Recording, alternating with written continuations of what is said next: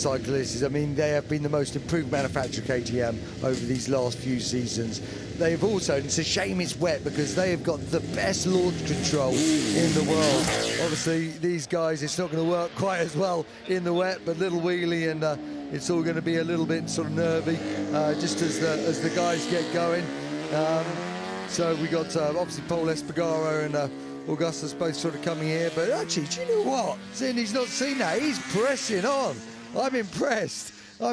He's not been around here before, so he's giving it some full beans. Remember, these are 260 brake horsepower. You can see now he's coming in, slowing it. Oh, he had a little foot down, a little slide. He is giving it some. This is what we like to see, though. A little bit of spin in there as well.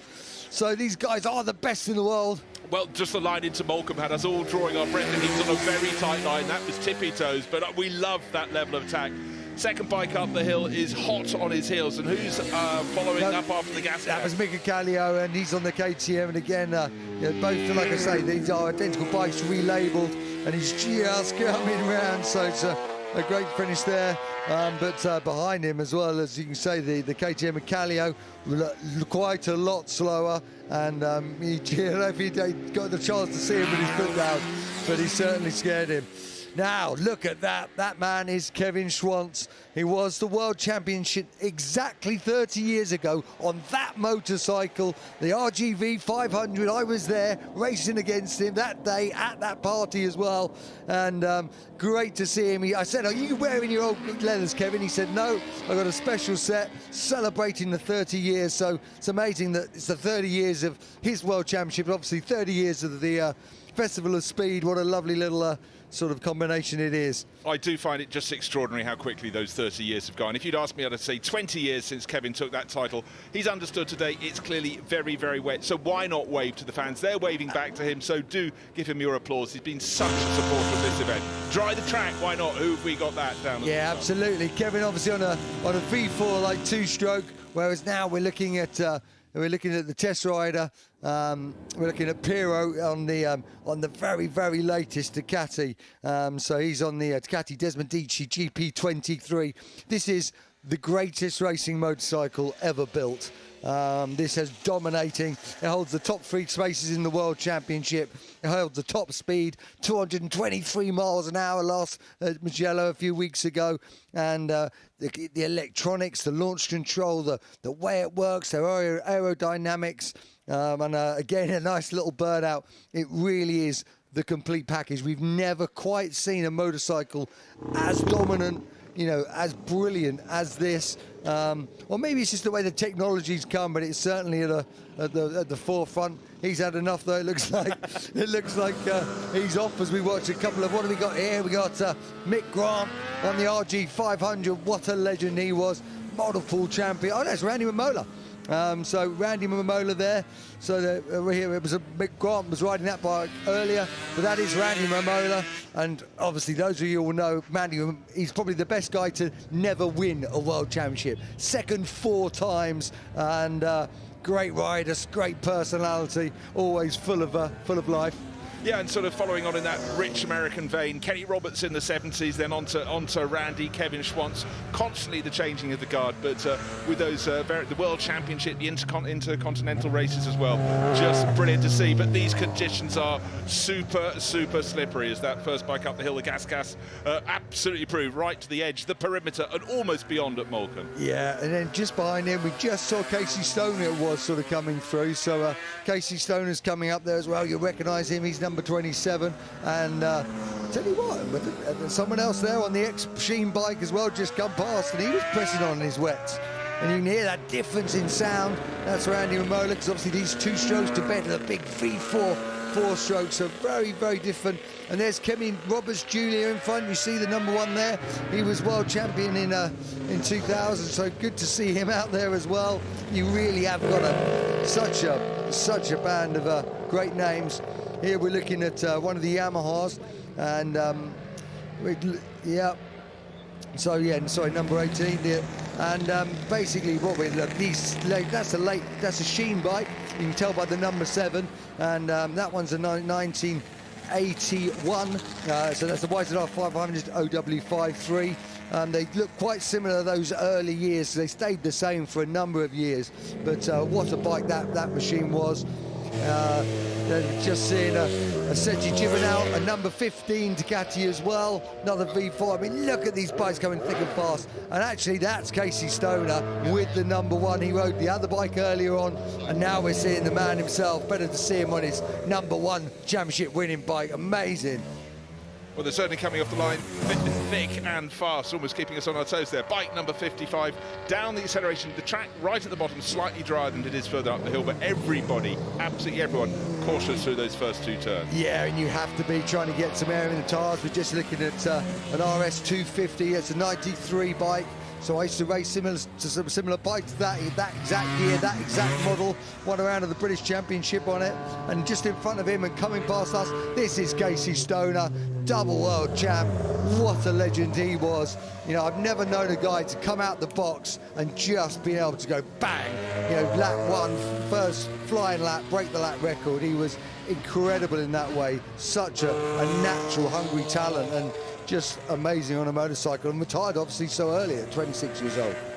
That's the extraordinary thing, that right now, when you come back and you get reunited with the bike you raced, you won on, how hard is it to get off it again? Because you must just get those juices flowing all over again, that muscle memory. Yeah, of course, I think you do. I mean, one of the problems is when it's nice and dry, today obviously it's the worst kind of conditions for these guys to try and show and try and readjust, because everything's a bit cold and you don't know how much grip you've got. So it's more about, waving and giving the bikes a good rev. But certainly when you come here on one of your old bikes, it's like putting on an old pair of slippers again. And it was like, yeah, great to feel them on again. So it can be really good, but it's great to see so many top riders out there, so many top faces. No, it really is. And over the course of the weekend, it's a weekend free of MotoGP action. We're going to have the great and the good. We've moved on from that fantastic array. James Hayden, thank you very much for commentary there. And now, celebration of 75 years of Lotus. This chimes very much with my sort of mojo. And just, again, it was tricky on the bikes. It's hardly any easier in the cars. And the Lotus 49, this was a car that took Formula One onto a new level. DFV, the Ford double 4-valve in the back as a stressed member, the suspension bolted straight onto that, and that took a huge increase in torsional rigidity, and it really was a step-through car. Turned out at the Dutch Grand Prix in '67, put it on pole, and victory first time out. Everyone else, it was catch-up by 1968. The other teams were allowed, if they so chose, to buy a Ford DFV, and then it became the staple in Formula One, taking the battle to Ferrari. Years and years and years, that engine absolutely dominated, and this is the sole remaining 49 that wasn't upgraded to the later B specification, so you're looking at a one-off. And for many people, this is Formula One. Those colours, that design, that engine, a true icon of the sport. It was coming to the end of the time, and by the start of 1968, sponsorship came onto the flanks. Well, actually, they came on with Gunston cars in the South African Grand Prix before, but then Gold Leaf Team Lotus hit the tracks at the start of 1968, and by the end of that year, the middle of that year, wings started to appear on the cars. Ferrari were first, and Lotus and Brabham, McLaren all followed suit thereafter. But right now, such a pure-looking car. And again, Alex, to look at a car where you can see the engine, see the suspension, there are fewer mysteries, and I think there's a great purity in that. Absolutely is. Absolutely is. It is. If you get a chance to get up close, down there in the paddock, on the outside of the circuit later on, go and inspect it, because you can see the mechanics of it in a way that you can't with the modern iteration. Of course, when the Ford DFV came into racing, it had plenty of power, but through the course of its development, it started cresting 450 and then going close to 500 horsepower. Development all the time. So conditions are very, very tricky, and a ground effects car, of course. This was Lotus reinventing the wheel, and suddenly they kept it a secret. No one could quite work out what was happening, but by the time that the car that Clive Chapman is driving up, son of Lotus founder Colin Chapman, driving up the hill, the Lotus 78, that had ground effects, and it was chucked down to the track. It had downforce like never before. Quite phenomenal. It really is. We have celebrated Lotus. It's time to celebrate McLaren.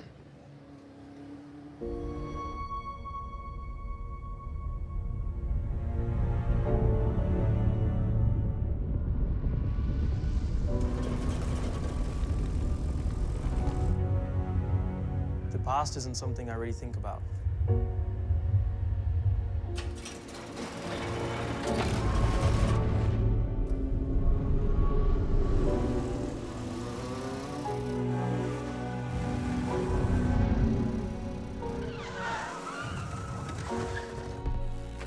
only think about the next race, and I only look into the future.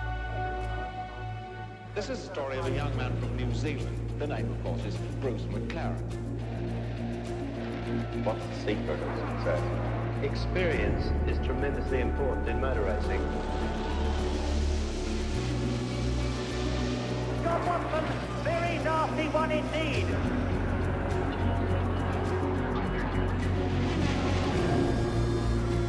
The important thing for me is to drive and to win, and I did that. What a fantastic finish! And it's happened immediately! This is amazing!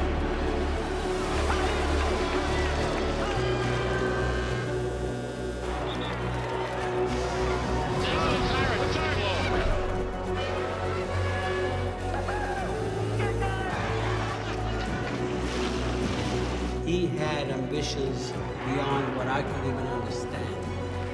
Going for the stars.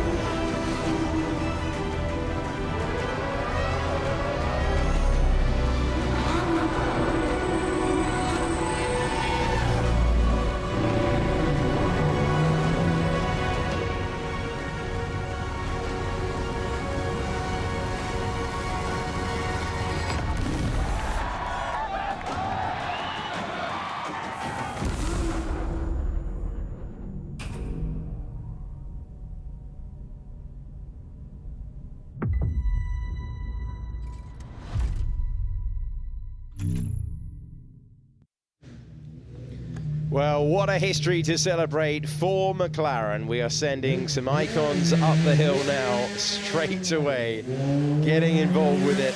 And we begin with the car that dominated for a long time, the iteration originally that went to Le Mans and shocked the world by winning, and then this is a later version developed from that mark and that raced, as you can see, for a long time in Japan. And we'll be seeing some real icons in the next couple of minutes or so. So it's kicked off there with the Langhek, the long tail McLaren F1 GTR. Now the Lark livery car competed in Japan, and a young Ralf Schumacher was scoring victories over there. Won 3 of the 6 races, teamed with Naoki Hattori. And this is in the shorter model, the original model, the first of the racing models, the F1 GTR.